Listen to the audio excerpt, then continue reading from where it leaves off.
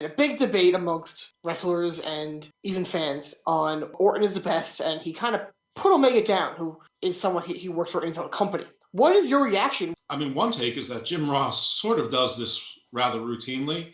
And I'm almost Yeah. thinking that part of his job is to stir up controversy like this to get the AEW faithful and or the WWE anti-squad activated. If he keeps doing this and it's naturally what he's saying, I don't know why they still have him on board because he's got to be a high price ticket and he isn't the same Jim Ross that we all remember. He could do, special segments, special interviews, backstage, pre-tape stuff, but live, he buries the product all the time. Onto the substance of what he said, I like Omega. I recognize him to be a superior athlete and an extremely fluid wrestler. He's smaller than the wrestlers I like, but I also live in reality and know that that's a lot of what's going on. So if I just judge him as apple to apple, and if I like AJ Styles, why wouldn't I like Kenny Omega? I love the work he's doing with Callis. I mean, forget about the business aspect with Impact. Put that on the side because it's that's not relevant to my answer. I think heel Omega, belt collector Omega, the work with Callis has been great. I think that's all been great. Some of the other stuff I'm not so sure about. I'm not big on the Goof Brothers, and I'm not really sure about the listless young bucks. But we'll see. Meaning their personalities, whether they're faces, their heels, their commitment, X, Y, Z.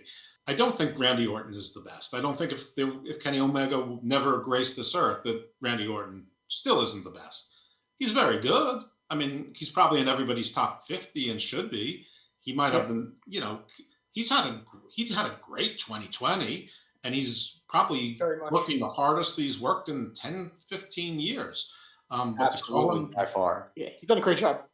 But it sounds like it's the Ric Flair story before Orton betrayed him. I mean, is Jim Ross waiting for an RKO? So I don't know. I don't know why Jim Ross said that. I don't know what inspired him to say it. If he really believes it, he should have kept it to himself because he works for a different company, I guess is my opinion.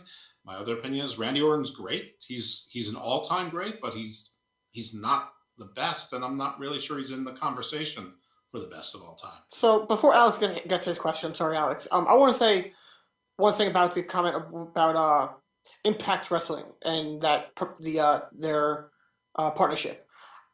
I think that Impact has actually benefited the most because the amount of money they have made from their pay-per-views, is on the levels of when they were on Spike before Hogan came on that show. And tell me how. What was that? Tell me how. Give me some numbers. Their pay-per-view buys. I was reading it. I don't remember off the top of my head. I was reading it after their pay-per-view numbers, and they were comparing it. The numbers were similar to what they were doing before Hogan came on. See, I do. I know their numbers, and it's not correct. Their highest numbers were during TNA, and the highest they did in the last 7 years or so was around 55,000. That was their best. Mm-hmm.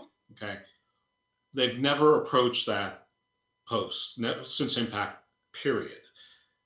The second to most recent pay-per-view, the one that they report got 9 times the buy rates of their prior pay-per-view, got under 10,000 buys, which means that their prior buys were under 1,100. Factor into that the carrier keeps 50%. Factor into that the talent gets paid. There's taxes and things like that. Did they make a net profit on that? Probably.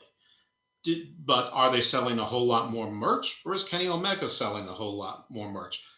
What happens if the Good Brothers sell shirts? Is that an Impact, or is that an AEW Impact, or is that a Pro Wrestling Tees Impact? What do the contracts say? I don't know. Who's paying for Kenny Omega to be on Impact TV?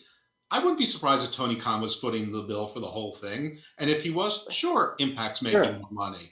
But are they getting the long-term viewers? Like if their highest pay-per-view, if their highest pay-per-view buy was, I think they charge like $50 for, was 10,000.